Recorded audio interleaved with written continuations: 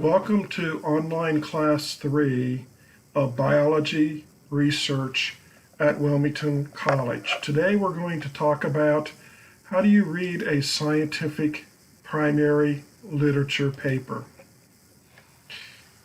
In most of your classes, what you've been reading we consider secondary and tertiary literature. We talked about secondary and tertiary literature in our last online class. These are condensed summaries of what we think we know in science. It is a synthesis and evaluation of work that has been done. It is general knowledge, or sometimes what we call common knowledge. Primary literature is the first report of the results of experiments by the person who has done the work.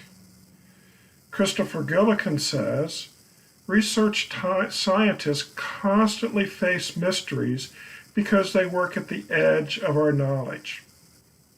Primary literature communicates results that in many ways are tentative and may be controversial. But it is where science is happening. It enables one to be at the cutting edge, and if one is doing research, that is where they want to be. You likely, in courses, have also read some primary literature. Primary literature has a very defined format. It is a unique style of writing. It has discrete sections: title, authors, abstract, introduction, materials and methods, results, discussion/conclusions, and references. Primary papers are laid out in a logical order that will enable the reader to evaluate and understand the work. You'll be able to judge for yourself if you believe the work is convincing. So let's take a look at the various sections. The title is descriptive of the work. Titles usually give you an indication of what the question is, experimental approach, some indication of the results, or that is the conclusions, and will list the species that are used in the study.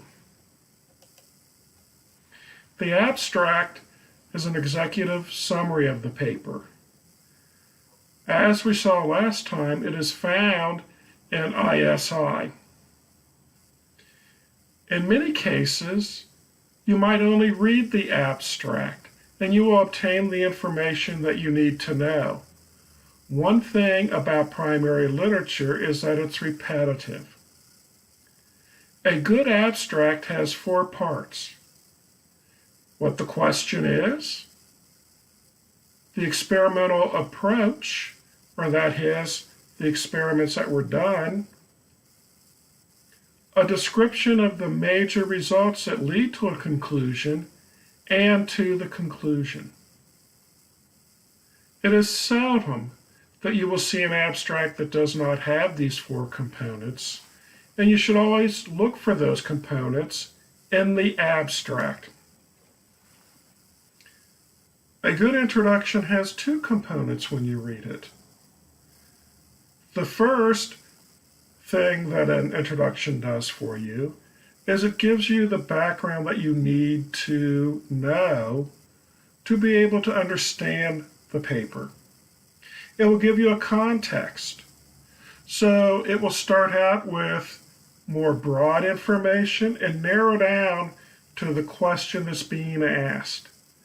It will review related literature that gives the reader an indication of why you would want to ask the question that you're asking and answering in the paper. The final paragraph has the second component. In that last paragraph, the author is going to state the purpose and the rationale of the study. They will talk about the hypotheses that they are testing. That is, they draw you into what the question is and how they are going to answer it in the rest of the paper. Materials and methods give a detailed description of how the experiments were performed.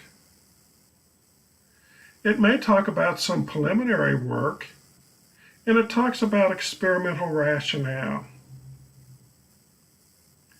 A good materials and methods will enable the reader to do the experiment for themselves. That is, to replicate the work that they are reading about if they have questions.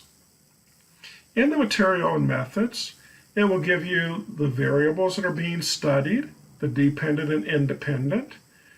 It will give the basic protocol. It will give you information about the number of replicates that were performed, the number of individuals that are in the sample, and it will describe the statistical analysis that is used to judge the results. Really, the most important component of a literature paper are the results. It describes what was observed. That is, it lays out the data. Results draw no conclusions. Results are both in a narrative and in figures and tables. All figures and tables that you find in the results of primary literature are described in the narrative, but not vice versa. Not all of the figures and tables data are necessarily in the narrative. The narrative highlights results that the author wants you to look at and think about. The author is basically laying out in their narrative their argument that will be used to draw a conclusion. One should always be careful when they are reading narrative. When you read primary literature, you need to understand and be able to describe all the figures and tables. This is where the evidence is to draw a conclusion. Primary literature is like a trial. Data is laid out and the reader is asked to make a judgment. If you don't understand the figures and tables, you are unable to draw conclusions. So this is a part of the paper that when you read them, you need to take time and to make sure that you understand what's going on. In the conclusion and discussion is where the author answers the question that they posed. In doing this, they refer to the data to support the conclusion. It is an in-depth, nitty-gritty analysis and interpretation. It is much like a summation in a trial, where the lawyers lay out their case and say this is the answer, referring to the evidence that has been shown. A second thing that the conclusion and discussion does is it then puts the conclusion in that paper into a larger context.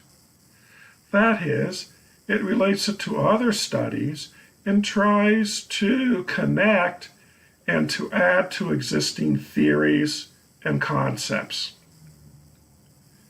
It says, what is the implication of the work? That is speculation of how it fits into the bigger picture.